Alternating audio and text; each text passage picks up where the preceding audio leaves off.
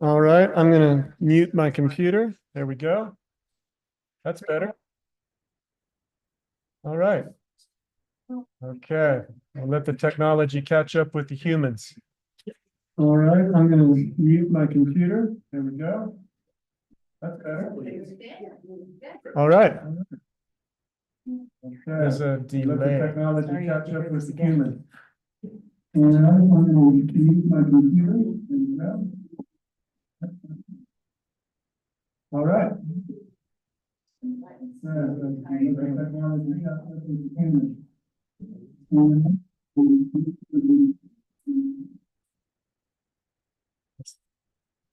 Gosh. Nobody likes the sound of their own. No, it sounds so good in my ears, but out in the world, not so much. It's a lovely baritone. Oh, thank you. Are we ready? All right, welcome everybody. It is 1:31 and today is November 12th. This is a intergovernmental meeting and we have representatives from all three jurisdictions. I could read off all the various names, but instead I will simply recognize that there are many town council people present and many members of staff and many members of the public listening in today, which is great. We're going to open our meeting with a moment of silence for grounding and gratitude.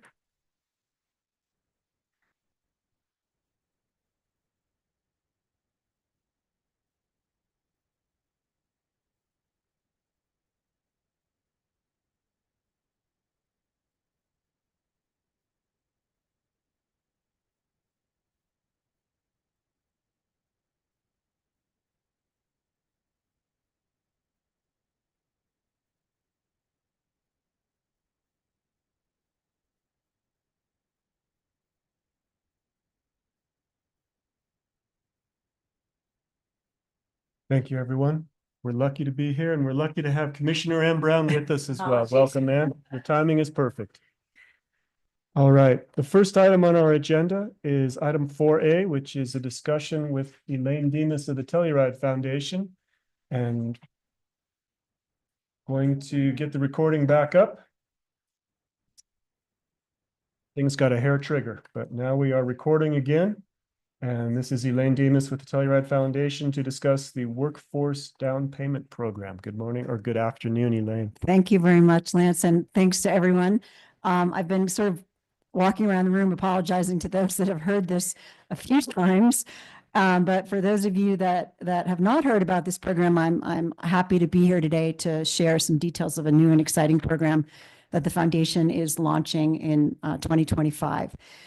So I will spare the history because so many of you have heard the work of the Telluride Foundation around housing. I'm just going to jump right into what this program is, if that's okay. That probably makes sense. So this is a new initiative as part of our community housing program at the Telluride Foundation, and it is to provide education and down payment assistance to our workforce in the region. And we presently run a down payment assistance program already. It was started by the Trust for Community Housing and taken over by the foundation about 18 months ago. And it provides down payment assistance in the form of forgivable loans, maximum $5,000. It's been great. It's been very successful. We've probably helped, since we took it over, we've helped about 85 families get into a new home. So that's been really great. But what we had heard from the regional leadership is it would be really even better if the Telluride Foundation could do more. So we set out to study what other communities are doing, other housing authorities, other jurisdictions across the state, and we've come up with a program that we're going to revert back to our old name, which is the Housing Opportunity Fund, because we like the way it rolls off our tongue and we're used to talking about it. But basically it's a two-pronged approach. The first is education. We'll be offering quarterly first-time homebuyer education courses across the region, across the Telluride Foundation's entire service area, which many of you know is San Miguel County, Ouray County, West Montrose County, the towns of Nucla and Natarita, and the town of Rico in Dolores County. And that'll just help folks who are thinking about buying a home, help them navigate the process. What does it mean? How important is your credit score? How do I actually find a home that I can afford? And we'll have lending officers there. We'll have other organizations that offer down payment assistance. We'll have information about those programs there. So it's really meant to give everybody that's interested in buying a home all the tools they need to do so. So that's the first piece. And the second piece is a more robust down payment assistance program. So this new program will provide up to 20% of the cost of your home, not to exceed $100,000 for any one family. The maximum price of the home is $850,000. The home must be deed restricted, and you must be an employee of the region, and you must make at or below 150% AMI. This money is coming from a lot of different places. The county has graciously stepped up and offered funding, as has the town of Mountain Village, and the town of Telluride is also considering doing the same. So the Telluride Foundation will provide the base of this funding, $50,000 for every home across the region. And then those areas where the municipalities or perhaps even taxing districts or employers have opted in to help us, will be able to raise that amount from $50,000 to up to $100,000. And you can use that money for your down payment, or you can also use it to buy down your mortgage rate. So those of you that have heard this presentation before have heard me sort of compartmentalize it in three ways, education, down payment assistance, and mortgage rate buy down. But after talking to a lot of loan officers, they counseled us to just wrap those two last pieces together. So you can use this money as down payment assistance or closing costs, which could be buying down your mortgage.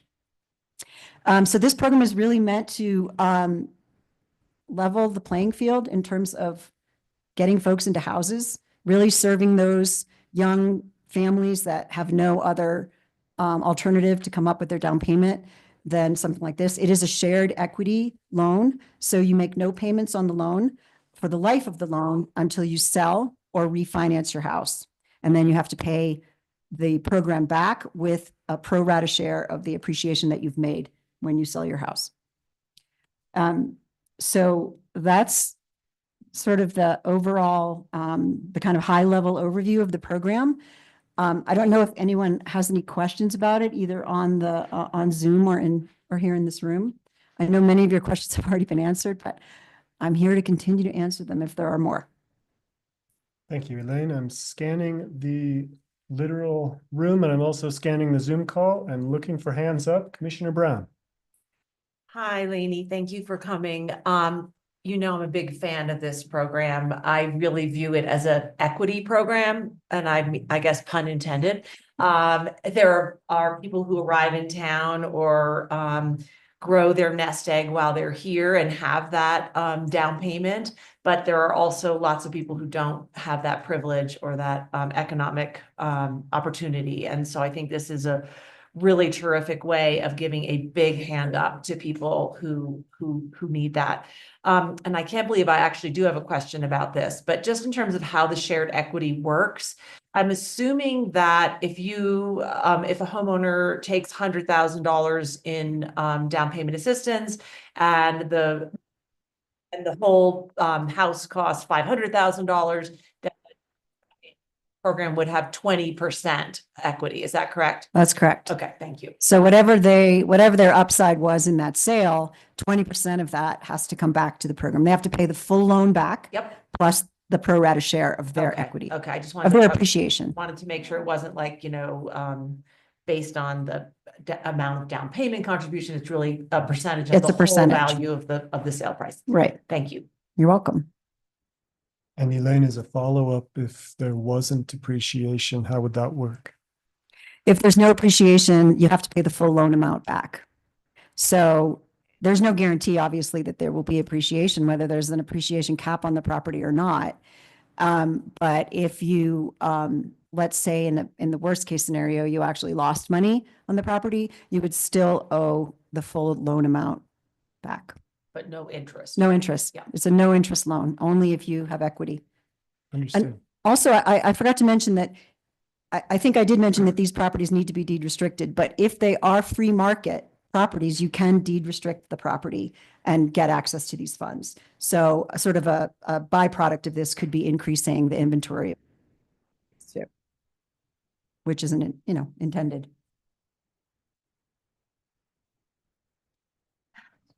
There's a gremlin messing with the recording. Yes, Mike. Just wanted to make sure that the folks in the audience were able to be heard. Go ahead, Dan Enright. Great, thanks again, Lainey, for coming, and she's heard me say the comments before that I'm about to make. And I do really appreciate the continued effort to work towards a program that is definitely designed to, or the intention is to help broaden the pool of applicants. I really want to like this program and support it.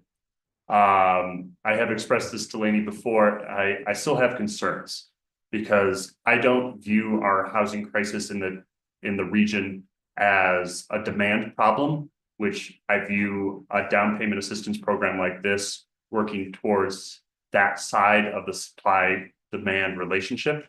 I think we all know that every deed restricted, or nearly every deed restricted house, at least here in the town of Telluride, has a high degree of interest, has a large number of applicants for our lottery system that we use in the town of Telluride. That is not necessarily the true with other affordable housings I know more broadly in our region outside of the town of Telluride. But Sorry. no problem. I still have some concern that at least for the town of Telluride, we are not seeing a lack of interest or a lack of applicants when it comes to our affordable housing here. And so I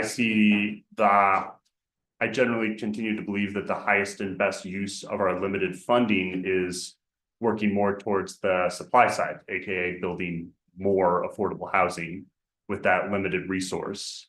I still have concern that this funding, that while it broadens the pool of people who would be able to apply, and there is that equity lens I believe that you brought up and that I appreciate and do wish to support.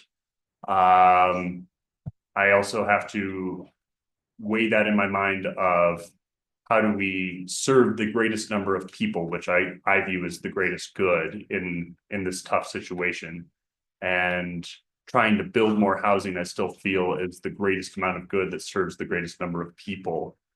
When you have a limited and constrained resource, in this instance housing, when you add more funds to it or broaden the pool of interested persons for it without broadening the pool of available housing, it only increases the demand and would likely also increase the price, at least somewhat. In Telluride's system, not every other affordable housing system in our region is the same, but in our system, we do have price caps on that. So that does mitigate that to some degree, which if we were able to agree on some sort of system that implemented price caps, or appreciation caps rather, that would maybe tip me towards more of a support for this. But I still have concern if you, again, just based on that limited supply, increasing the amount of demand, I worry that we're not necessarily solving or doing much to actually move the needle on impacting our affordable housing crisis. So those are some of my initial thoughts on this. Again, for those who have heard me before, sorry for repeating myself. I know we've gone through this conversation a lot regionally. It is an important conversation, and I do greatly appreciate the foundation working towards being an outside partner and helping as an NGO towards this crisis. So I do appreciate that. As Lainey has heard me before, of course, the education component is a slam dunk, just an easy win that our community has need for, and definitely want to continue to support that. I think there's some, to sum up, I just think there's some details that leave me with some hesitancy still. Thank you. Thank you, Mr. Enright. I see a hand up from Scott Pearson. Go ahead, Scott. Thanks. Can everyone hear me? Yes, sir. Yeah, I think Dan very well expressed my sentiments, but I would just add a twist to it, which is that Lainey mentioned that in some cases, this could be applied for housing that was not deed restricted, but that one of the conditions of receiving this is that the house would then become deed restricted. And that to me is a way of adding supply. You're not necessarily building a new unit, but you are adding units to the deed restricted group of housing. And so that's maybe it's a narrow case, but it's a case where I could see a good use of public funds, both to help the individuals, but also to add another housing unit to the deed restricted pool. Thank you, Scott. Any other questions or comments? Yes, Jesse Ray, why don't you come up to a microphone, please? You can stand or you can sit. Whatever's comfortable. Okay. Sure. I'll just kind of repeat what I said last time, which, Lainey, you know, I think that this program is amazing. And at the time of Telluride, we got a chance to look a little more deeply into the numbers side of it. And that kind of made me rest a little more easily, knowing that about what you were asking for us to contribute basically subsidizes from like a 2 or 3 bedroom condo. What that registers in my mind as return on your investment wise, to Dan's point, what the effect would be, I think, is much greater than building a new unit. You know, regionally, that impact, I think, is better than building just one unit. So what we would be contributing per government entity, that return on our individual investments is just much more massive. And now that we've been working on this incredible regional transportation system too, it just seems kind of like a no-brainer to me. So you still have my unconditional support on this. And I also love the idea of kind of a out of the box public-private partnership, for lack of a better term. So thank you guys for everything that you're doing. Thank you. Could I just address something that Dan mentioned? When the last time we were together as town council, you brought this up and I followed up with some emails to everybody, just citing some statistics from the state that all anecdotally, of course, but there really hasn't been any instance where somebody can put their finger on a down payment assistance program actually inflating any real estate costs. So that's one thing. And the second thing is, I believe what you were contemplating, what the town was contemplating was if you were to support this, that it would only be for properties in the town of Telluride, of course, that did have appreciation caps on them. So it is restricted in that way. So that makes you feel any better. That's what we were talking about. Thank you. Thank you for that clarification, Elaine. Any other questions or comments? Commissioner Brown? Hi, I just wanted to respond to a couple of things that Dan said. And I'm agreeing with you in the sense that it's important, I think, that as governments, we encourage private and nonprofit partners. And I would really like to support any effort that we feel is viable, which I think this program is. So I don't think we have to do it all by ourselves. And I think that this is a good way of broadening the work and expanding the work, if you would, or spreading the work.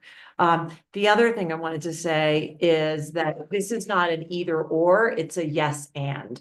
I think we need like wraparound solutions to the housing situation, which include this program as well as building housing. And each of the entities is being asked for, I think, 300,000 over 2 years, which, as I understand it, is less than the cost of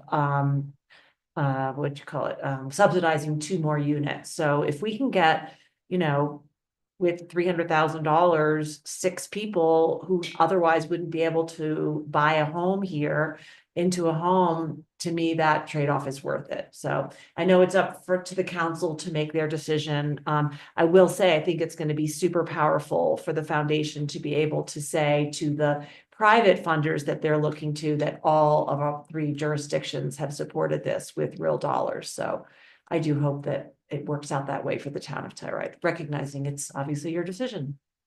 Yeah, I'll also thank you, Ann. I'll also add that I am applying for Prop 123 funds, and it's like third question on the application, who in the region is supporting your efforts. So I think it goes a long way when the who is actually the municipalities and the town, the county, that goes a long way. I also wanted to give you an update on fundraising because I've talked to a lot of you over various periods of time in the last 18 months. And if you read the summary, you will know that we've set an internal goal for ourselves. So we don't have to start this thing and then stop it and start it again.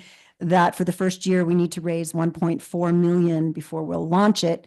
And as of yesterday, we are at 968. So we're getting there. And with the town's support, we'll be over the $1 million mark. And then I'm not sure when I will find out about the Prop 123 money, but that would certainly put us there. And then we also have year-end fundraising that we plan on pushing hard. So I'm confident that we'll get there and we'll launch this within the first 3 months of 2025. So thank you, everyone. Thank you, Elaine. I don't see any other hands up, and I really appreciate you coming to speak with us all today. Thank you. All right, we are moving to item 4B, which is a discussion with the Ute Mountain Chairman, Manuel Hart, on present issues facing the Ute Mountain Tribe. Chairman Hart is with us today, thanks to the efforts of Commissioner Art Goodtimes, and Art is also with us, weaving as he often does at meetings. Chairman Hart, welcome. We are so glad you've arrived, so glad you were able to make the trip, and we're all ears. Thank you. Good afternoon, commissioners, everybody that's here, and people that are virtual. My name is Manuel Hart. I'm the tribal chairman for the Ute Mountain Ute Tribe. At the end of this next year, November, I would have been on the tribal council 27 years. I've tried to do a lot and the best I can in the position I'm in as an elected official to be voted in by the people to work for the people. So what I'd like to just do is a real quick overview. We are the Ute Mountain Ute Tribe in the very four corners of Colorado and Montezuma County. We also have some land in New Mexico, which is contiguous to the Colorado side. And we also have a small community in Utah, south of Blanding. So our land comprises of 600,000 acres total. We have 7 ranches that are in fee land. When I talk about fee land, there's different types of land for reservations: trust land, restricted fee, fee land, and allotments. These are all different in their own way. I have 2,100 enrolled members. Probably 1,700 of them are adults. About 400 of them are under the age of 18. Our elders are running probably around 250 that are 60 years and older. So just as any government, whether it's county, state, national, tribal, we all have the same challenges. And our challenges, our priorities are not one higher than the other. First is probably healthcare. We probably have the highest health disparities in the country. We are sometimes funded by the Indian Health Service under the federal government, and they do not really put forth a lot of funding toward programs. Right now, my tribal members, I have probably 50 plus tribal members on dialysis.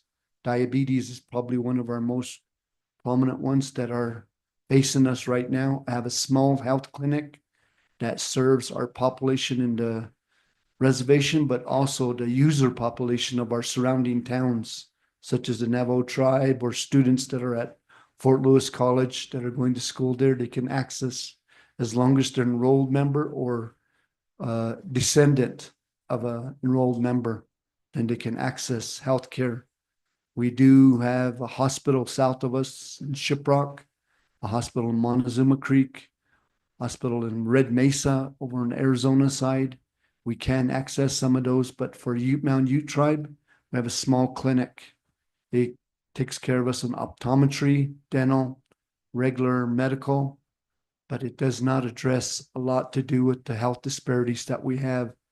They're usually referred out from the doctor to different areas. We live in a very unique area in the Four Corners.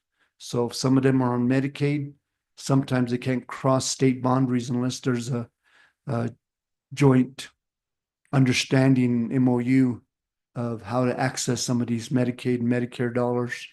So sometimes IHS also is kind of restrictive. So healthcare is one of them that's really challenging for my people, especially from the youngest and our oldest. As we start to grow, and each one of you, as you grow older, you'll start to know the aches and pains that you'll see down the road.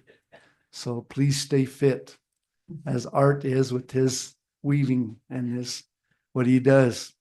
That's good. Art's a good friend of mine. I thank you for that. I appreciate that. Our second one is probably housing, as you guys discussed in a previous discussion earlier today.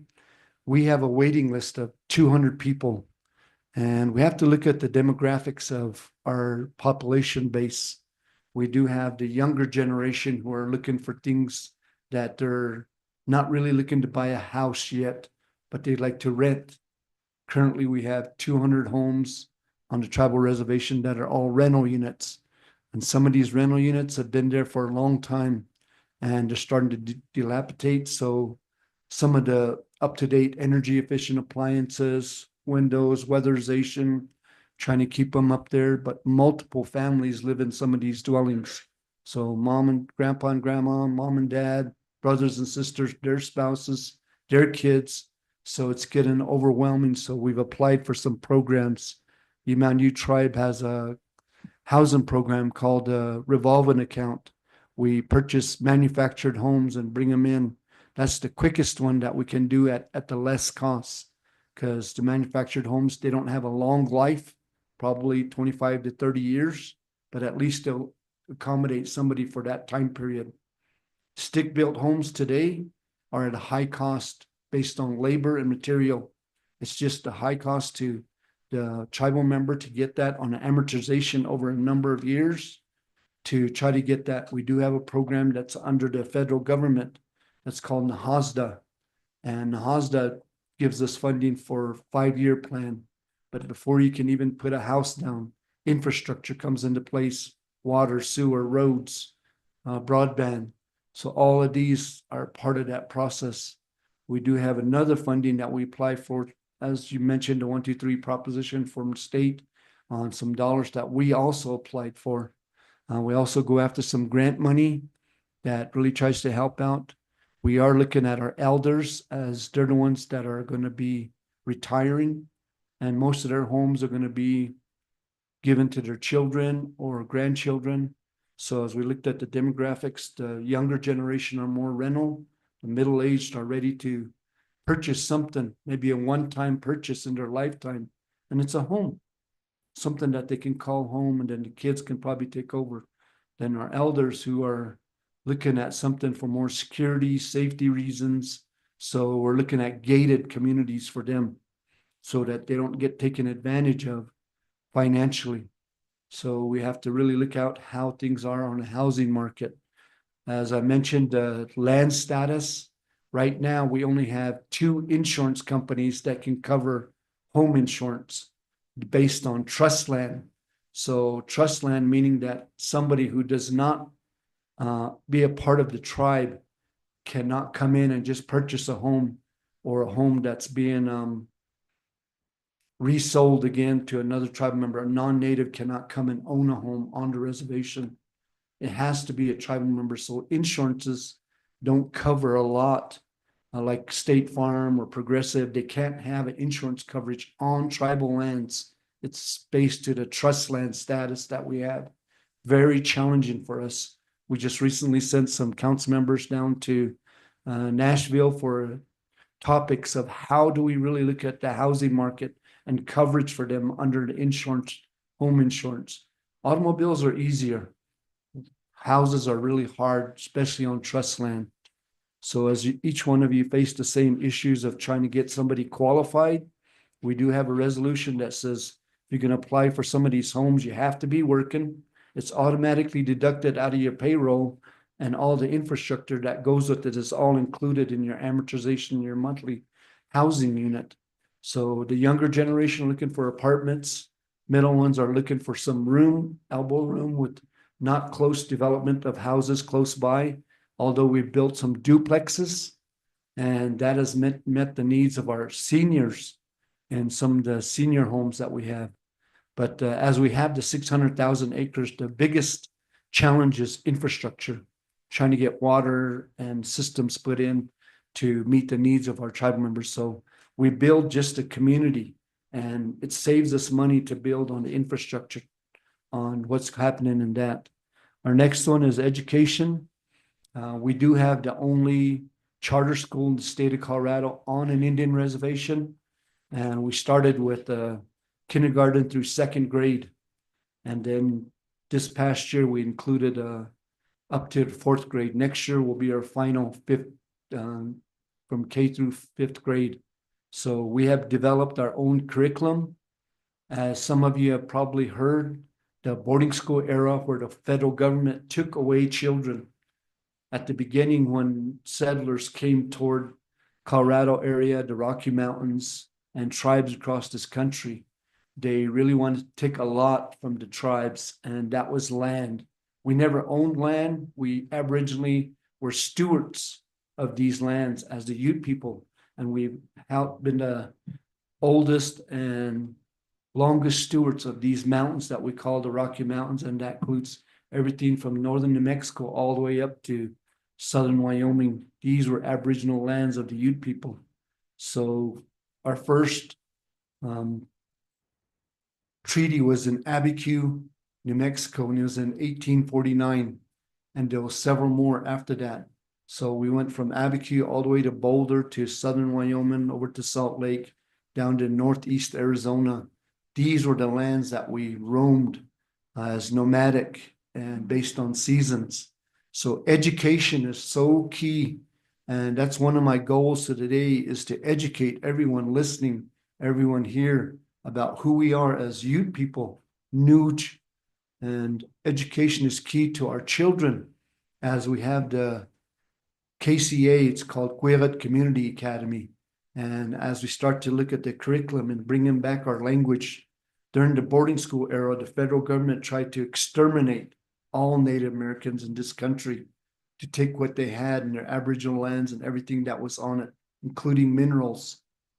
So in that time period, the federal government did not succeed in exterminating us. So they assimilated us, put our children into boarding schools. There's over 500 boarding schools identified in the country. Each tribe was located to a certain boarding school, and churches were also involved in assimilating these children so that they may not practice their own religion and speak their own language. It was a military type of a assimilation for these Native students. Today, I sit on a boarding school committee, and we're trying to identify these boarding schools where students went there but never made it back home. In the archives here in Denver, we looked at the archives, and for our tribe, and some of the grandparents said, how come the federal government took my child away? When are they coming home? And the federal government never really gave them a true answer, because they kept the children for labor so that they could do the farming, to do the vegetables, the fruits for the next coming school year. So it was hard. So a lot of children never made it back home. So today we're identifying through ground penetrating radar some of the remains of some of these students that were at some of these boarding schools. One of them is in Grand Junction, Teller Institute. One is in Fort Lewis at the old fort. Southern Ute and Ute Mountain both had boarding schools. Denver had a trade school. I'm working on one down in Albuquerque called the 4-H Park, and there was 119 remains there. And Ute kids, Navajo, Apache, and there was one from the Tohono O'odham from Arizona. And when they done the ground penetrating radar, they didn't know they had public on top of these remains, and they were having picnics. So we asked the city of Albuquerque, memorialize it, close it off, so that no people can access it. You're on, respect the children that never made it home. So one tribe from the Sioux tribe on the Carlisle's Indian school, boarding school, took all of the remains of their enrolled members back home and reburied them, reinterred them back on their tribal land. So they made it back home, but not as a living person, but as a tribal member. So education is always key. We look at the boarding school era as trying to bring back who we are. Today, these children that go to the school at KCA are learning the language, they're learning the culture, and they're taking it home to their parents and their grandparents, who the federal government took it away from them. So it's a revolving that makes it better for the future. So we're really looking at trying to help our education quadrant, that we have a living resolution, living document that'll help create a kindergarten through 12th grade, a trade school, and a junior college for the opportunities in education. We had a hard time when we're doing the mascot bill here in the state of Colorado, when we're looking at some of the schools that had derogatory mascots, and they didn't really understand why, and they challenged us. So I think through legislation in this upcoming year, that we educate public schools so students can really understand Native Americans. Today, when you look at the public school history, there's hardly anything about Native Americans in there, about who they are, what tribes they are. There's actually 574 federally recognized tribes in this country, over 600 in Canada. So you think about all the sovereign nations, individual governments that are within the boundaries of the United States. So there has to be a consultation process. There has to be that government to government relationship with these sovereign nations. Other one that we look toward is economic development. Economic development is something that we always strive for as tribes. Not all tribes have reservations or a land base. Probably half of them do. In the time period that we've been here, energy development, fossil fuels have been something to help us move forward. But the federal government has a fiduciary responsibility to take care of our housing, take care of our healthcare, our education, take care of the lands that we have. But fiduciary responsibility by the federal government is neither here nor there, because they're shying away from treaties, obligations that they had and wrote in a government, in a document that says we will be your fiduciary responsibility and take care of you. So economic development is key to tribes so that they may develop revenue and get that, get away from the federal government and what they're not meeting up to their needs today in today's treaties that we have. So it's very hard for tribes to try to develop economic development in some areas, but some tribes have been successful. Gaming is one of them. Casinos, not all tribes have gaming. Probably 250 probably have casinos, but that doesn't meet the needs of everything that we have a shortfall on. So we need to develop things that are better. For Ute Mountain, we have a casino, we have a construction company, we have a farm and ranch enterprise, we have a pottery, which makes pottery, and we also have an energy development. We're looking at changing from fossil fuels to renewables.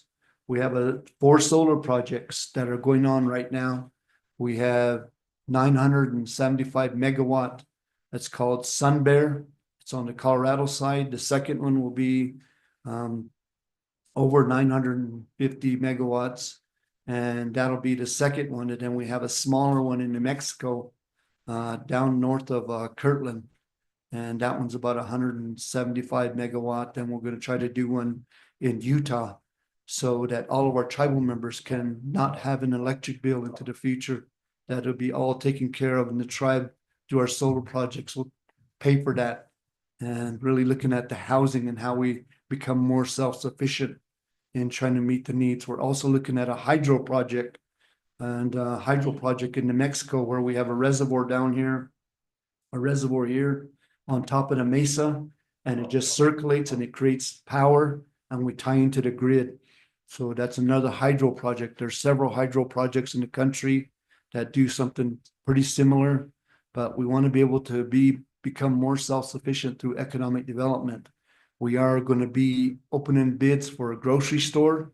When COVID was here on the reservation, I had to close the whole reservation off where nobody has access to it. We just had 2, one that came in for the main tribal members coming in, and one for the farm and ranch enterprise that went out to the back. So those are the 2 ways that we could access coming into the community. We had our tribal members going out to purchase food in the Montezuma County. but a lot of the people that were at the grocery stores did not wear masks. And our tribal members often came back with COVID. So it's hard to control. So we closed off our reservation. And now today, from that experience, we want to build our own grocery store. So we have Farm and Ranch who can grow vegetables and fruits and stuff. We have a grow dome that we put out for the elders unit, where the elders program is, and they're growing some in there. We also want to have a grow dome for the kindergarten and Head Start program, so that they too can also start to learn how to do that. But we want to become more self-sufficient. We have 1,500 head of livestock, Angus prime beef. So we do have a cow-calf operation. We have buffalo. We have elk, deer that we can look at, looking at recipes that the tribe has that they can use and bring traditional food back to their tribal members, so they become more aware of what our culture was a long time ago. So really looking at programs that really meet on a dietitian side, looking out for the health side of it. Those are the 4 main prime ones that have been there. Our last one is water. We live in the Colorado River Basin, and we are in a 20-year drought right now. We have upper basin, lower basin, rural areas, urban areas. It's all about supply and demand. And urban side of it, the lower basin, is really getting more than their share of the water. Here is the head gates of the water that comes into the Colorado River Basin, the tributaries that flow downriver. And all these water municipalities are trying to figure how can we meet the demand with so much little of a supply. So it's very unique that we live here in these areas, take care of it because of the 5 uses that we have: ag for growing crops, municipal use for our everyday uses, industrial for economic development, but most importantly, the environment. You can't have this without the ecosystem. The environment is so important to us. And then your recreation. The 5 uses that we all use on an everyday basis, no matter what ethnic group you are, but also think of not only the humans, but the wildlife that also depend on it. Our ecosystem that we breathe, this air that we have, that the Creator created for all of us. So at the beginning of your meeting, Lance, I appreciate the moment of silence, of thinking about who we are and where we're at today, where we've come from, what we face today as challenges, and what we face as challenges in the future. For the children and grandchildren that are not here yet, we think about them so that they too have the same equity and the same opportunities that we have today, so that we can meet the needs of a growing population. We're growing. And right now, our demand for supply of water is so huge. We have to figure different things outside the box. How can we really make things work? Do we pipe water from a different region to bring it over? Do we start looking at more reservoirs? Do we look at taking away reservoirs and letting it flow? Do we look at the rural areas? Right now in the Colorado River Basin, there's 7 states, 2 countries, and 30 tribes. And out of these 30 tribes, they own 30% of the Colorado River Basin.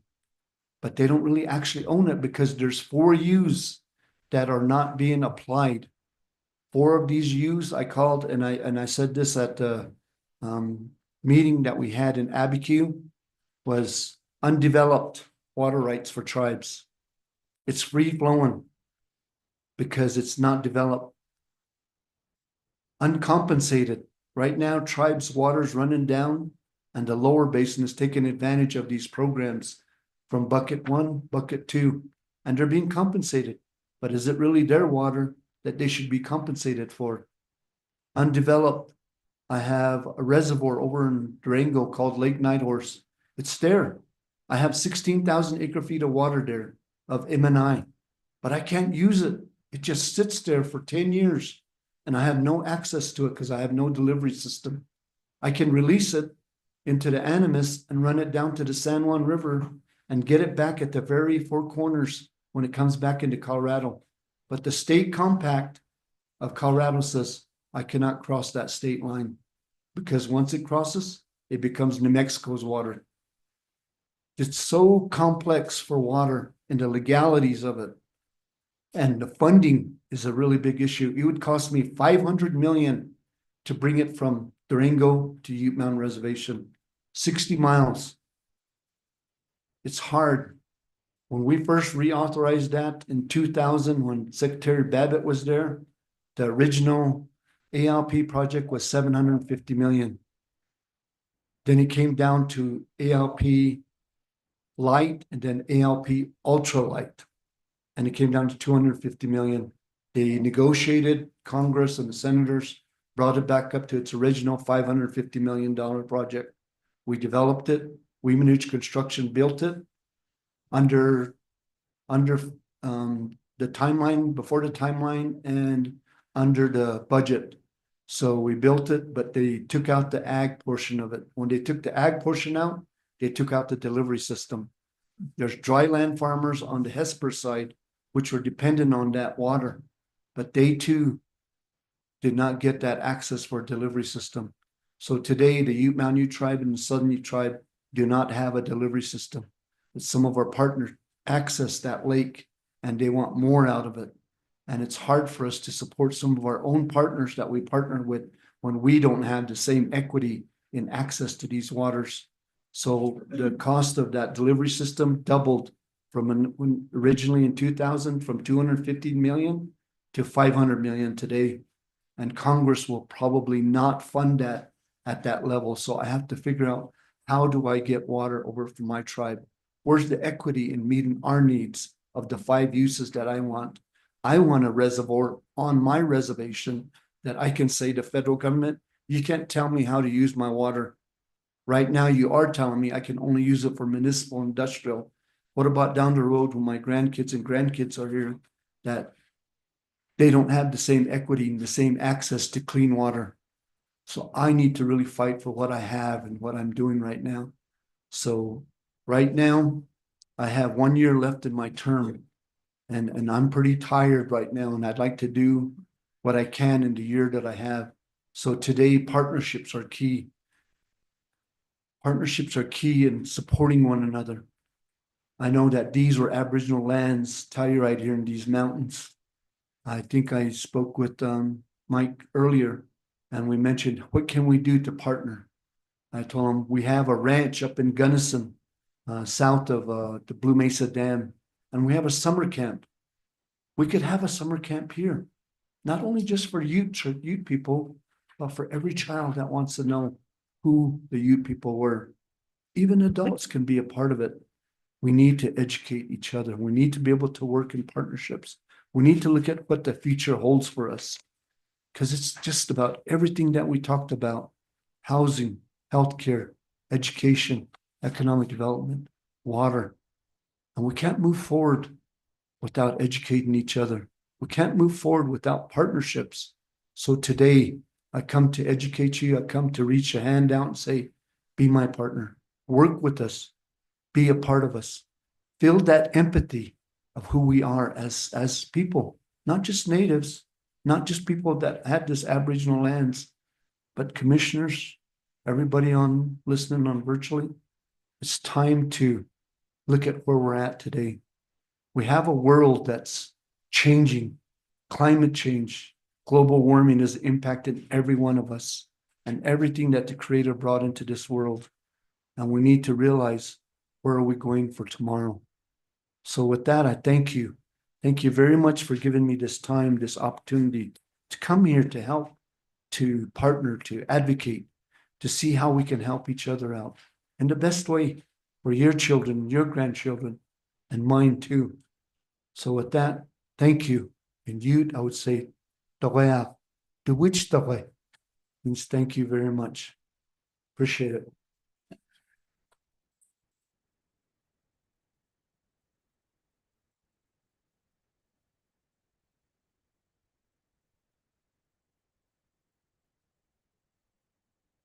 We are so glad and so grateful that you were able to join us and share that. My daughter wants to go to that summer camp. That much I know. With that, there is opportunity for additional questions. There's opportunity for dialogue here. If anybody does have a question, please raise your hand and please speak up. I have one question to start regarding infrastructure. You mentioned that there's great need. Are there finances available through any specific grants or organizations, or is that something that is within the tribes itself? We're reaching out to the federal government because some of the fiduciary responsibilities that they have, and I don't know, maybe some of you have read that Senator Hickenlooper and Senator Bennett have really supported us in a project that we just started. We have a water line that comes from McPhee Reservoir down to the treatment facility in Cortez. And that water line is about a 23-mile long down to Toyac. And when they put that water line in, it was an 18-inch water line. It has no cathodic protection, and they didn't do a soil survey on it. So there's a lot of expansive soils, and some of the joints are in a very tough spot. So in the time it was built up to now, we've been having water breaks. And some of these water breaks have been costing us from 80,000 to 300,000. And we have to pay for it out of our own tribal monies to keep that water flowing down to Toya. We do have 3 holding tanks up there. It's all gravity flow. And we just recently got an award due to Inflation Reduction Act, IRA, and we got awarded $7 million, but that's only for design to relook at the water line. The water line replacement would cost about 50 million. So this first 7 million is going to be the infrastructure of that water line and looking at the cathodic protection and also soil sampling and looking at the right of way that's going through. So we are working toward it already. Excellent. Another question, just for my own education. You mentioned the 4 different kinds of land: fee, trust, allocated, and restricted. And you spoke a bit about the difficulties of ensuring trust land. Unfortunately, I just don't know enough about the other kinds of land: fee, allocated, and restricted. Can you just talk a bit about those differences? Yeah, trust land is mainly one big contiguous land that falls under the tribe. Restricted fee is probably the best one. It still covers the government on their side, but it's still more in favor of the tribal side. But you still pay taxes. Fee land is the same way. Okay. Fee land is like Pinecrest is in fee. So we pay the county of Gunnison for anything that they want to put their taxes toward. I think theirs is toward education. We pay the taxes. So all 7 of our ranches are under fee. And you can't build homes on the fee land because it would be taxable. So we try to keep it restricted from any kind of development other than we're using ours is for livestock, hunting, just things that not there all year round. Yes, So it's just limited. And then allotment is where each individual tribal member owns a piece of land based on the allotment era and the legislation of the allotments. So they can own up to a certain number of acres. And non-natives, non-Indians can also own allotment on reservations, where trust land you can't, allotment you can. Some tribes like Southern Ute and Northern Ute, theirs is called a checkerboard. So when they have a checkerboard, non-Indians can live within the exterior boundaries of the reservation. So it's more challenging, like if you have delivery system for irrigation, they too have to be included or not included. Jurisdiction issues on regulatory for sheriff's office, who do they cite, who they don't cite on any kind of traffic violations or any laws that are broken. So checkerboards are more and more complex than trust land. So hopefully that explains it. Thank you. That's helpful. My takeaway is that it's a very complicated system with different requirements and different rights for each different section. Yeah, but just keep in mind that also that tribes across the country are probably being the most regulated of any ethnic group in this country on any issue: housing, healthcare, education, economic development. We're the most regulated jumping through most hoops. As some of you have heard, we are suing the state of Colorado on sports betting because we didn't have the same equity as Black Hawk or Central City to have that sports betting for our two casinos on our reservations. So now we're suing state of Colorado because we've lost revenue since 2019. Plus, the state of Colorado did not consult with the two tribes when they put that on the ballot, not only on sports betting, but on the reintroduction of the wolf. They also did not consult with the tribes. We have a hunting agreement that's called the Bruno Hunting Agreement of 1874 that includes this area up this way, and it's 3.8 million acres. And it gives tribes, as long as they go through a process of asking and going through a process to go ahead and have that hunting right to hunt and gather. So the Bruno Hunting Agreement is in place. So that could affect some of the wolf too as they reintroduce and what happens there. But I do have a council that's for the wolf, and I do have a council that's not for the wolf. Sounds familiar. One last question, and I am seeing a hand up from Scott Pearson. Scott, I'll be right there. Demographically, are the numbers of people living on the reservation or the numbers of your tribe increasing or holding steady, or? They're holding steady. Okay. We have 640 homes on the reservation in the two communities. And right now we just got recognized in the state of New Mexico this past spring. I've been trying to work on that through Governor Richardson. Luan Grisham has been really supportive. And finally her chief of staff, because I put the question to him, are you guys going to recognize us or not? We have 104,000 acres in New Mexico, no population base, but yet we put money, severance tax to the state of New Mexico to the capital outlay budget. And that's only for tribes for economic development. But yet you're not even recognizing us, and yet we put money into your account. So are you going to finally recognize us? So chief of staff said, yes, you're finally recognized now, state of New Mexico. So now we as Ute Mountain, our tribal council, want to develop a new community in the state of New Mexico. Mr. Pearson, go ahead.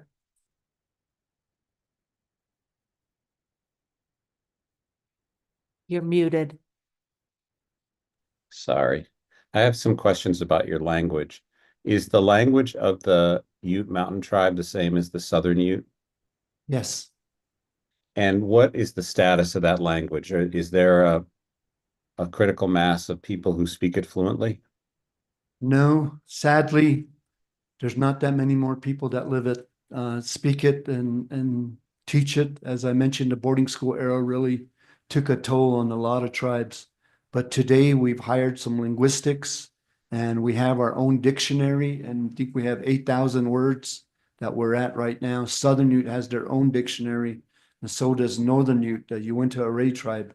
All three tribes can speak the same language, but it's the Uto-Aztecian linguistic language. So the Shoshone Bannock, the Goshute, Paiute, Comanche, and the Ute tribes all speak kind of similar in the language. And we do have a conference that we hold every year. Thanks. And last question, does the charter school teach the language? Yes. Yes, the students, yesterday at the Veterans Memorial flag raising, they all came and they all spoke in Ute as a class and thanked the veterans for doing what they did in our country here and giving us the opportunity to speak our language and our culture. So the students were very active in yesterday's ceremony. Great. Thank you very much. Thank you, Scott. Dan Enright. Thank you so much for joining us today, Chairman Hart, Dan Enright, Town of Telluride Councilperson. First, I want to say thank you primarily for speaking on the history of the boarding schools in this country and making sure that dark part of this country's history is not forgotten, so that we can make sure we avoid those terrible mistakes again in the future and do what we can to help reconcile those wrongs. So thank you for making sure that that is honored and remembered. I wanted to touch on a few things, starting with one of the first points you made of one of the big needs in your community is that of access for healthcare. As you may or may not know, here regionally, we are looking to develop a new medical center here just outside of the town of Telluride. Did the Ute or any other tribal people have relationships with medical centers or government entities for medical care? And is that something that we could perhaps look to incorporate as we redevelop our medical center, as we are in the early stages of that planning? Yeah, right now we're just mainly affiliated with IHS, Indian Health Service, and trying to utilize their funding. There is such a thing called 638, where the tribes really take control of their future on healthcare. Majority of our, well, I wouldn't say a majority, but we have three different insurances, one Medicaid, the state, and Medicare for the elders over, then our tribal employee program. And everybody that doesn't meet the needs on any of these other ones are under the Indian Health Service. So it's something that we try to do to support our tribal members in the health disparities that we have. But it's hard on finances and really educating tribal members on which ones to access. But a majority of them will go toward Medicaid or Indian Health Service. Right now, we're having a hard time with PRC paying for the referrals that they do because their bills are not being paid. And the process for that is so, the bureaucracy of it is so challenging. Because right now, some of the tribal members are being referred to collection agencies now because IHS done the referral, but they won't pay the bills. So now our tribal members are being affected from collection agencies to come. So we have to take the bill, and that takes a whole process. As we're divided into 12 regions, our region for Ute Mountain comes out of the Albuquerque region. If we complain to the Albuquerque region, they don't do nothing, then it goes to Central, which is in Washington, D.C. So there's so much bureaucracy just to get good health care in place. So just try to sum up what you're saying is so much of it comes down to the inequalities or the broken bureaucratic nature of America's healthcare system more generally, instead of more specific locations or partners to work with within our region. Is that correct? Yes. Yes. Okay. Thank you for that assessment. Do you want to pivot then to what you were touching on at the end of water and water rights? Correct me if I'm wrong, but one of my understandings of one of the chief problems in the American West when it comes to water rights is the use it or lose it quote for water rights, where the elder rights holders, and I put that in quotes because obviously that I could imagine from your seat that would feel quite insulting, as the true oldest right holders in our country. But the oldest right holders have to utilize the same water every year, and that incentivizes greatly inefficient uses of water, primarily growing really water intensive crops in very dry places, as well as developing cities and irrigating Kentucky bluegrass in a desert, these sorts of things. Because if they don't use the water, then they lose that right, and then they won't have access to it down the road and into the future. Again, this seems to tie to a relation with the federal bureaucracy in our government, but my question is, have you started those conversations with anyone, both in our region or at the federal government, to address some of those core issues? Or maybe first, do you even see that as part of the biggest issue facing water rights or water use in the region? And then have you started any of those conversations? And is there any way us regional partners could help amplify and strengthen your voice on something like that? Yeah. So water's become a big passion for me. And it goes back to seniority, senior water rights. So tribes went through the court system, and there's a thing where the ruling was the Winters Doctrine, 1906.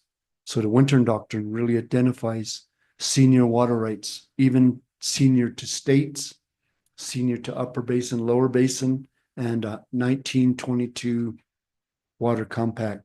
But today that's being challenged a lot more by demand, especially from the lower basin. So tribes have these aboriginal rights to the water, but it's not quantified in the states. We have a process that we have to go through the federal government first, then the federal government quantifies it, then goes to the states, and if states have the water in it, then they can allocate that quantification or justify the quantification for the uses.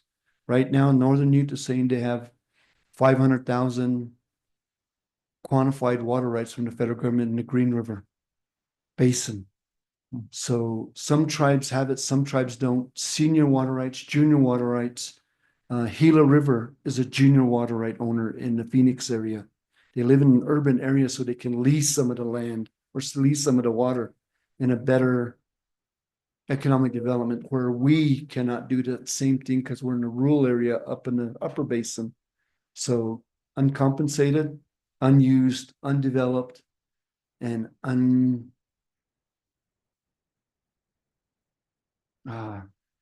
forgot my 4 U's. Undeveloped, uncompensated, unused, unquantified.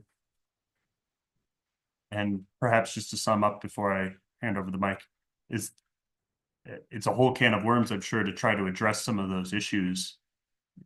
Do you feel like there is actions that we, as your partners, could take to help promote more responsible usage of that water and make sure that there is a more equitable system? Because it does not, to me, seem like this current system is equitable, fair, or in almost anyone's best interest. Yeah. Right now, we are going to be going through some changes of an administration. The current Bureau of Reclamation is outgoing, but in the meantime, we're meeting with the Colorado River water users in Las Vegas and the first week in December. And we'll be doing a signing ceremony there for Ute Mountain to try to get some of our water quantified. We're in negotiations right now in state of New Mexico. State of New Mexico, we strategically hired some economists and some water lawyers on how we had the Aboriginal water rights in New Mexico going back before our 1849 treaty. So we're looking at that and utilizing the water coming up. So on the San Juan, we have so much water, but then on the Utah side, we're still working with the state of Utah and their water committee, but the governor's really not in tune with his own water committee. New Mexico, we're just in negotiations. They're offering us money instead of a water right. And that water right or that fund that they're trying to give us is for 6 projects. And I asked them, this money that you're offering is probably not enough for the future. It'll develop something today, but what about the future when it gets more of a drought and the use becomes higher and the demand gets higher and we don't have the supply? I want that water right to be there forever for us rather than the money. So that's what I'm fighting for now. Bureau of Reclamation, Commissioner Tootin, I've been in contact with her all the time, working with her and her staff. Wayne Poland from the upper division, executive director, and working with the lower division. Trying to quantify our water rights is what it comes down to. But we are working forward and moving forward with it before this administration changes. Thank you so much. Thank you.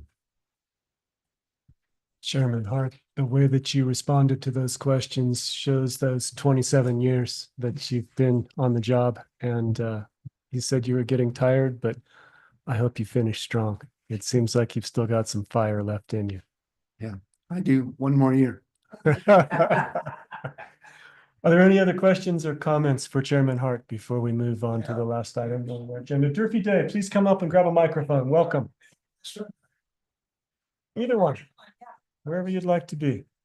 Just a few minutes.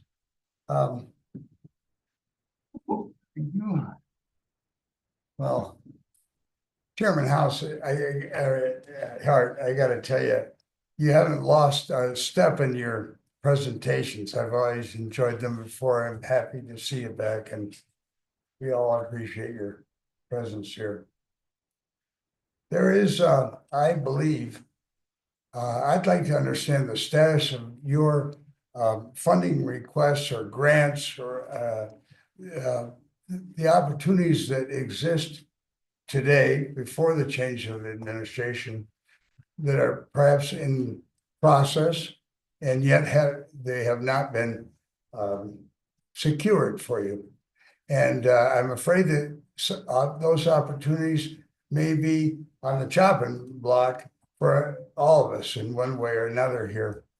Can you help me understand how we might prioritize that effort? I don't know how successful or where you're at on this water opportunity to secure that determination. It seems complicated, and I don't know if you feel that that's where you need the greatest partnering participation to assist you in that area, or is it better to look at pots of money that have already been dedicated but not awarded to you, granted to you? How do we see this moment in time, and how do you prioritize the programs you have here? Is there money there on the federal money that is at risk for you?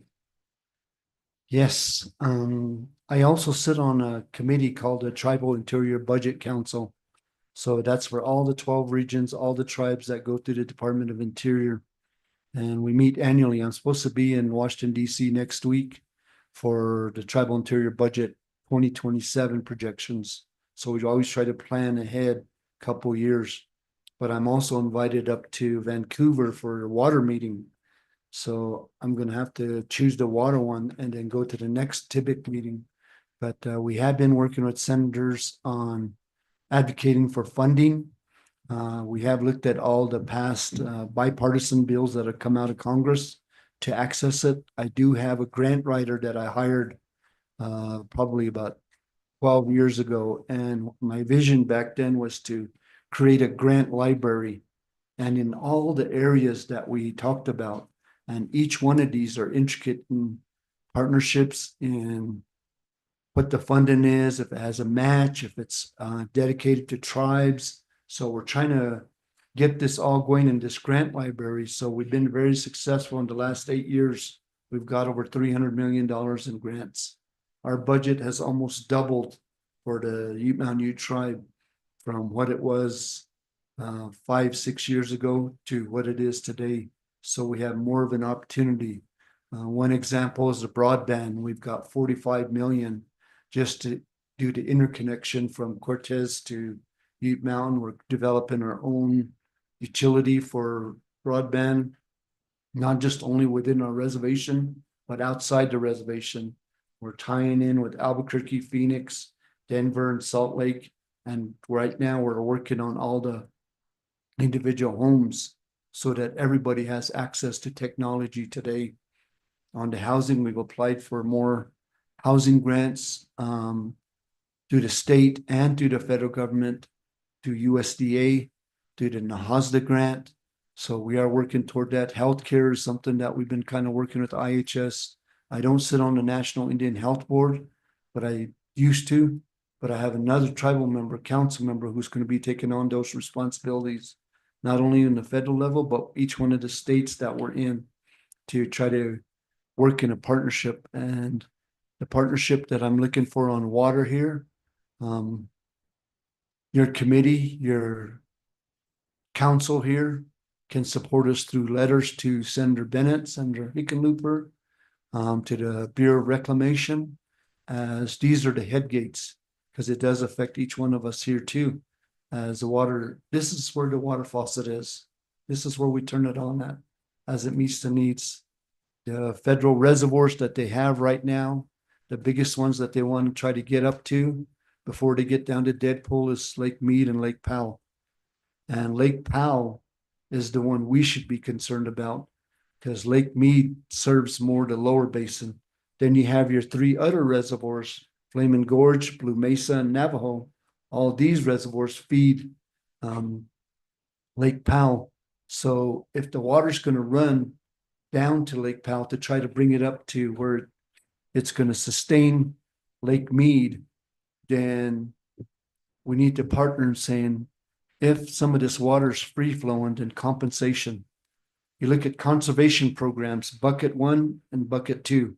Bucket 2 has an environmental one and one for water use. Conservation programs to meet the needs of the upper basin. If upper basin can really look at conservation programs that's saying we're saving and we're trying to look at how to preserve the water before it gets down to lower basin, then lower basin can say, well, they're doing a better job than we are. We need to do something better. No more golf courses. You know, that takes away, if you're gonna use golf course, use gray water. Use something separate that doesn't come out of treated water. They have to look at their whole water use plan. So if we're making a good example in the model up here in Upper Basin, then let's see if we can create it through partnerships to really help out. Don't mean to interrupt. There are others who won't want to have a question or two comment with you as well. But beyond, I made notes of writing the letter to Senators Hickenlooper and Bennett. I understand that opportunity for public assistance in comments. Are there other projects that have been funded that are at risk with the new administration? For example, your solar project, anything related to energy, transportation, buses that you perhaps been applying for. These things are on the chopping block, I fear. And I would feel delighted if we could help and partner with you in whatever ways to assist those particular projects and get them across the finish line. Bears Ears, the Bears- monument Bears Ears. Yeah, That's gonna be an executive order soon as Trump gets in. I've already heard. really. Yeah, so that's gonna be reduced by 80% again or more. And gas and oil exploration and stuff like that. Yes, Drill, baby, drill. we do have fossil fuels. We do have about 500 million tons of coal, but we never really extracted it. It's something that they're working on a rail system too from Theru, New Mexico. It's on I-40 up to Farmington. So this new rail system that the Navajo tribe is pushing is gonna help the economy, and it's not gonna help the economy. My personal take on deportation is gonna really weaken our economy as a whole. Because there's gonna be jobs lost, there's gonna be people that are our workforce, our main workforce, and it's gonna affect all of us in a way that it's gonna hurt our economy. The designations of the monuments will be probably reversed as Bears Ears and the cultural sensitivity.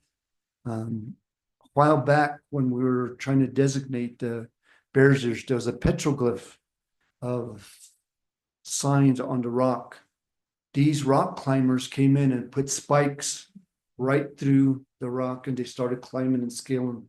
That is something that shouldn't be done. So cultural sensitivity really needs to be adhered to in partnerships. So a lot of environmental issues is something right now. Uranium is something that I'm really fighting against. There's only one wet facility in the country, and it's the White Mesa Mill. It is 3 miles from my community in Utah. There's 3 original legacy cells that was built when the White Mesa Mill was put in place. 2 of those liners are leaking. They've already contaminated the shallow aquifer, and it got into the water system, and it contaminated the water that the White Mesa community utilizes for their municipal use. Today, we've been fighting that. I've gone back and testified to the Nuclear Regulatory Commission because Congress has passed a bipartisan bill for nuclear power into the future. Is that something that's going to affect my community? Yes. We stopped the slurry line that came from Moab, bringing uranium tailings to that mill. We stopped that.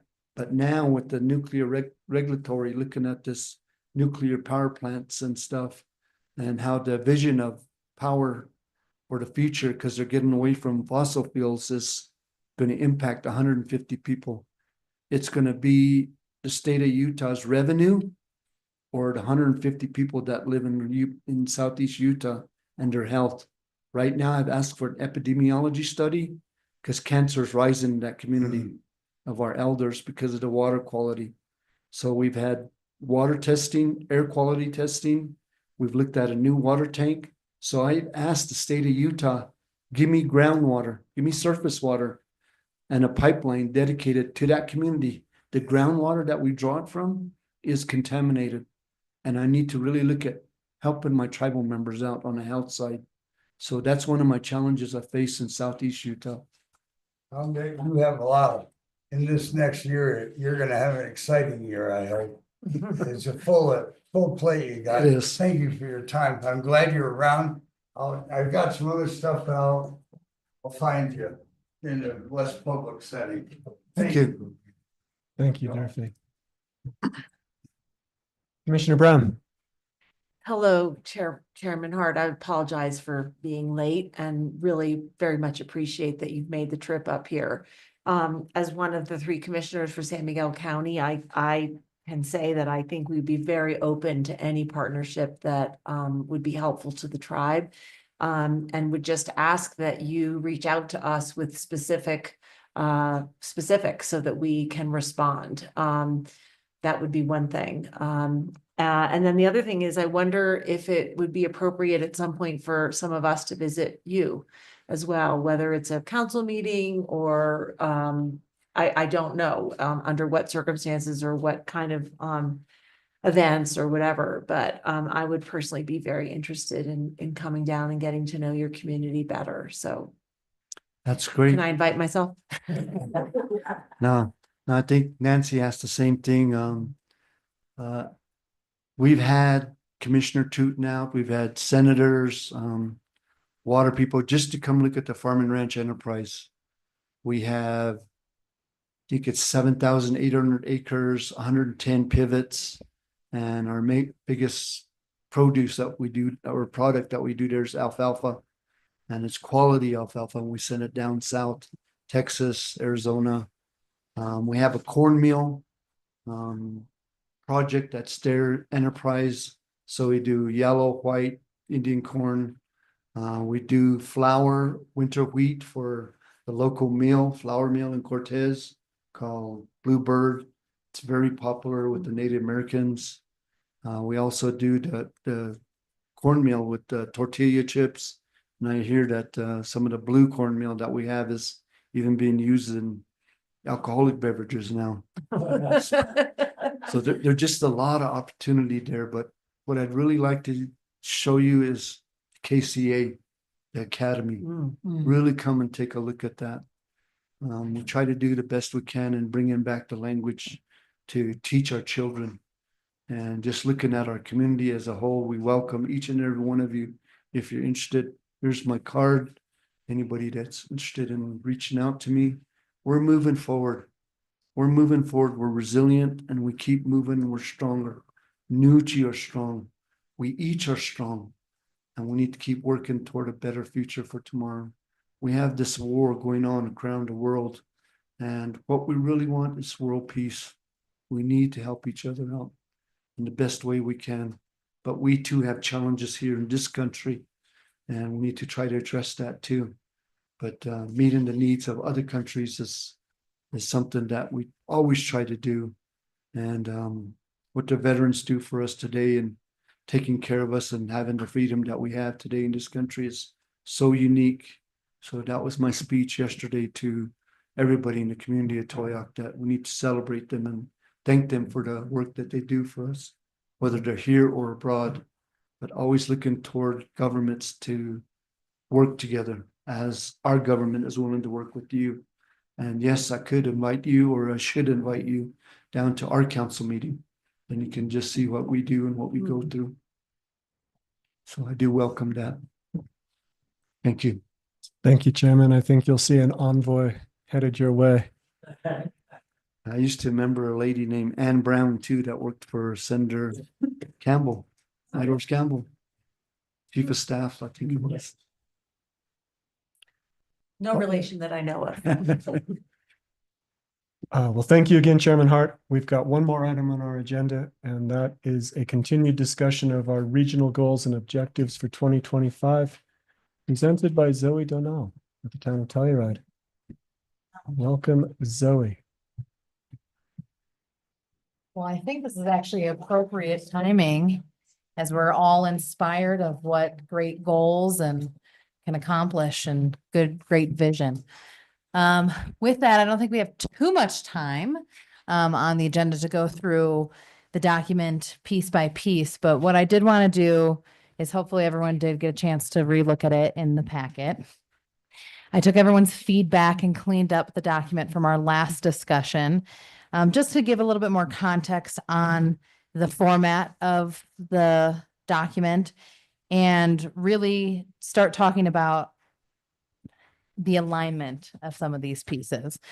The purpose of this is twofold. One, when we come together and have our community updates, it'd be nice to be pointed in this flow of what we're updating each other on.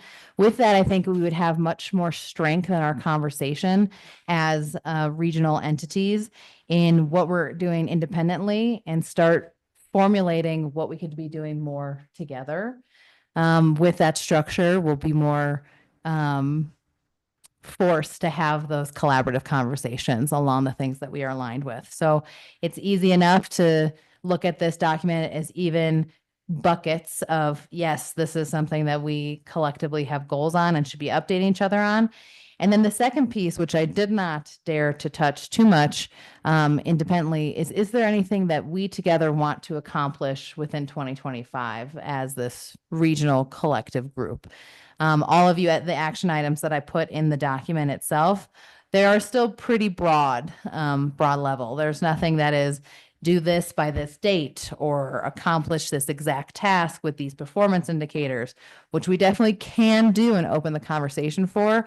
But those are the pieces that take a lot more of that brainstorming and conversation pieces. So again, what I'll take this time to do, and we can open it up for a more general collaborative discussion, is I'm just going to go over the document to make sure everyone understands and agrees with the structure. That being that we have buckets of focus areas, and a focus area is broad, high-level category that represents the key priorities and strategic emphasis. It provides that thematic framework for guiding our efforts and aligns with the overreaching vision of our region or organizations. So think of that as the big picture. And then with that, I did help provide descriptions within each focus area, just so we can align on what those meanings are. Then the next tier is within each focus area, we have our goals. So this goal is more specific and it falls within the focus area and outlines a clear objective that contributes to the success of that area. Goals are targeted outcomes that specify what needs to be achieved to advance the broader focus area. And then the action items. So the action items are concrete, task oriented. They really link directly to that goal. It defines the specific actions that need to be taken to achieve that goal within a defined time frame, hopefully within the year. And action items allow for detailed planning, assignment of responsibilities, collaboration, tracking progress, and so on and so forth. And that's where I think we'll spend the meat of our discussion on our action items, and the meat of our conversations with each other as we use this document moving forward. So with that, I don't know if anyone has had a chance to review it within the packet, but I will open it up for any conversation and suggestions. I think the next time we have a meeting, we can allow everyone to kind of have their notes if you haven't had a chance to go through the document itself and provide notes, talk amongst your own organizations on the document itself and come together with a much more pointed conversation. But I do think we should have it go first at our next agenda item and spend a good chunk of time on it. So with that, does anyone have any questions on the document or to go forward? I definitely don't need to be a leader in this. This is just, I think, a good way to structure things, and open for us all to collaborate in how we could utilize something like this moving forward and take any suggestions on whether it needs to be scrapped or yes, we're moving in the right direction. And that's all I have for that piece. So I'll open it up. Because again, I think how long do I have for this? Well, Item. we're at That's kind of what I thought. suggested time. So Yep. really, That's gonna be my suggestion is, can we make this agenda item 1 at our next meeting? yes. Yep. So it doesn't get squeezed and we have plenty of time to talk about it. I think that's great. Agreed. Dan, With that in mind, since we are sort of. why don't you come up to the microphone? Good call. With that in mind, since we are unfortunately Yeah. missing what I view as quite important to make sure that we stay on track, we really have to have solid goals and make sure that we have actionable ways to achieve those goals. Would there be any interest among the rest of the IGA in holding a special meeting prior to several months from now, which would be when our next scheduled meeting is? I think that this is important, and I think we should keep that momentum rolling on it. So I for one would be interested in that. Appreciate that, Dan. Before we respond, I have been noticed that we actually have till 3:15 on our agenda. So we have more time than I thought, which is great because we can use it to set up the future conversation. Dan's posed us all a question, which is, would we be interested in trying to expedite this process with a special meeting? And I think the answer is going to hinge on holidays and resort life. Mhm. And it's possible that we can do that. Mike Bordonia has his hand up. Mr. Bordonia, why don't you come to this microphone? Still Zoe. I was like, crowd around me. Good luck. One of the things that occurred to me was both all our respective jurisdictions should be reviewing this draft document and then coming forth with input. But then I also thought this would be a great opportunity potentially, and feel free to shoot this down, of a subcommittee meeting with a representative from each of the local governments. After we've met with our respective governments, we have the input. That person is coming together as a subcommittee to refine that document so that the next time we're sitting down, we're seeing something that everybody's already provided input on, and it's kind of ready for that next level of discussion. Because I think it's we're more likely to be able to pull at least one rep from each of our electeds Sure. or staff, or however that's decided, to meet in the meantime. That seems a reasonable middle ground to me, that balances the reality of scheduling these various partners into a room is no small task. Right. I just do not want to leave this for 3 months from now, because then it feels like so much of that momentum is lost and we're just really starting again from square one again and again. I saw Commissioner Goodtimes with a hand up. He may have some insight into I process. see my chair. Yes, I just wanted to commend the intergovernmental for continuing to do the work of informing each other. When we began this process of having an intergovernmental, we had working groups.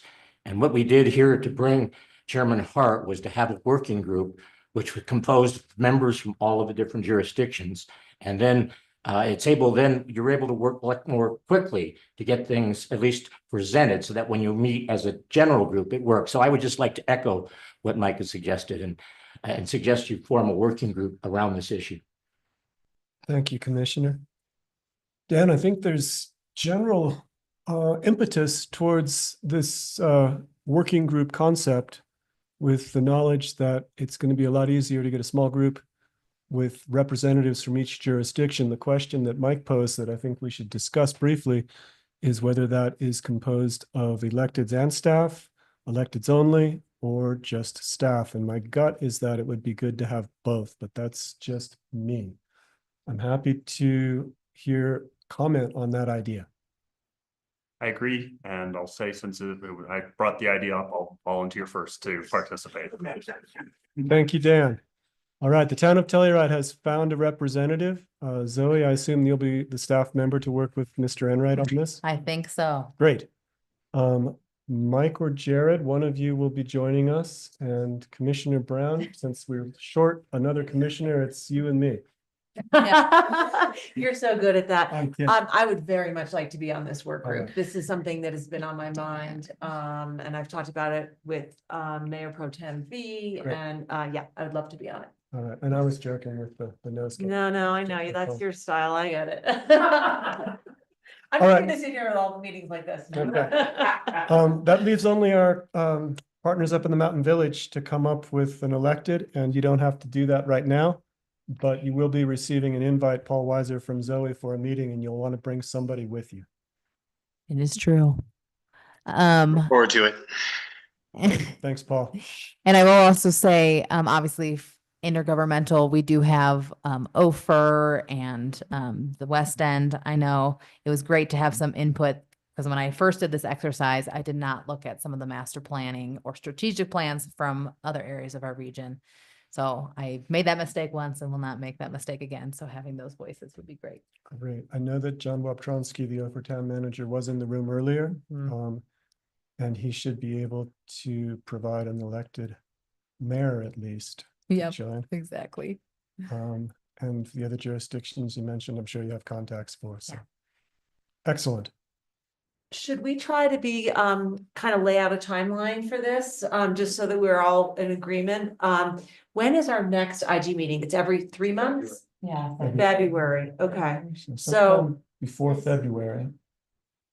So maybe, Dan, you should speak to this because this is your initial point. You initially made this point, but maybe if the subcommittee or the working group could meet before the end of the year, or sorry, each of the councils or commissioner boards need to meet first. So maybe we do that before the end of the year, and then the work group gets together in early January, and then we're ready for February. Does that make sense? That seems Or like you want to go reason- faster? No, I mean, I think.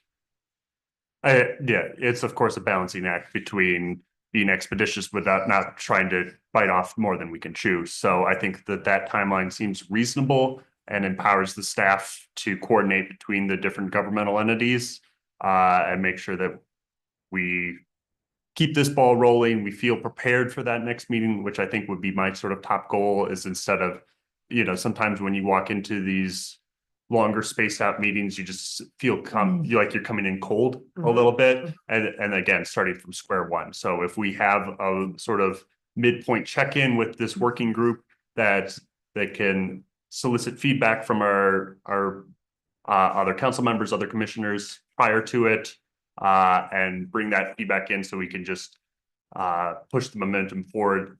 Or that was sort of what I envisioned as my primary goal with a working group on this, again, because it's just such big goals, big topics that we're discussing about. It can feel a little bit unproductive maybe when we're just coming in cold, and having a little more frequent check-in and more of a forum for us as elected officials from different entities to communicate, collaborate ahead of time, I think will just compound our productiveness. So I think what you're proposing, Anne, seems reasonable, and sort of, this is all spur of the moment. So I hold no ownership over this, and I'm very open to whatever form it sort of ends up taking. But yeah, I think that seems like a good place to start and hopefully move forward. I had other comments on this, Zoe. I think that the structure makes so much sense, and I really appreciate how you've defined for us focus area versus goal versus action item. I think the 4 focus areas make a lot of sense from the county's point of view and what our priorities are. I did have one kind of holistic comment, which you kind of already addressed, which is that the action items seem a little general to me. They are at the And moment. I wondered if maybe the work group, when we get together, could try to, maybe there's a 4th column or something that is tactics, or I don't know if we can maybe shift some of the more general action items to goals and then make the action items more specific. I think the action items I have right now are more placeholders for the general topics, and Yeah. that we can work more on those actionable pieces. As we did not have a discussion as a group, there was no way as an individual I was going to try to put anything on paper, but I did want to capture everyone's sentiment of those buckets that we discussed with those action items. But I do think with council, with each of our boards and with that working group, we can more formalize those action items into actual as defined action items. That would be, that's great. Yeah. Yep. Excellent. I think we've got a path forward. Great. Yeah, I just had, this is a bigger discussion, but I just wanted to weigh in on this before we launch with everything, that under economic vitality, the specific goal is to build a diversified, resilient economy that balances tourism with robust local industry and essential services. I think that's worth relooking at. To my perspective is we don't have the housing to house workers who are in businesses that are unrelated to our core business, which is tourism. That's not to say that I'm opposed to other businesses being here, but I'm not sure that our government should be taking steps to incentivize unrelated businesses to be coming here, relocating here, starting up here, et cetera. I know it makes for a more diversified economy. I know it makes for potentially a more resilient economy, but every one of those businesses has workers who need housing, and our core businesses don't have enough housing for their employees. So I just wanted to share that before we break. Thank you, Scott. And I won't spend too much time on that. I will just mention that a lot of these points came from our individual master plans. And a lot of the master plans touch on that diversity of our economy. So when pulling that, I think it's always good to pull back to some of those larger strategic plans as we discuss it. And two, I think it's going to be great to collaborate. Also, lots of times I had to be reminded that this is a regional document for some of these actions. And again, that was reminded a lot with the agricultural piece and some of the other industry pieces that maybe are looked at other aspects, not just in Telluride or Mountain Village, that are looking to diversify a little bit past relying on these destinations to hold the bolster of their workforce and their economy within tourism. So that's where that stemmed from. But I think that's a great point that you made as well. Thanks. Those are well taken. Thank you, Zoe. All right, well, I have great next steps to send out another email to keep the conversation going and facilitating this as a document. And this should be the biggest lift for all of us to create this thing. And hopefully in perpetuity, it will remain as a foundational document that we can work off of after this big heavy lift. So thanks for everyone for putting the time into it. Thank you, Zoe. Thank you. Thank you for spurring that. We have 3 minutes to spare. Well done. Is there any other comments or other business that we need to address at this meeting? I'm looking for hands in the room. I'm also scanning the virtual screen and I'm not seeing any hands up. So with that, we will be adjourning at 3:12. Thanks, everybody. Have a great afternoon. And so you run into the SEB.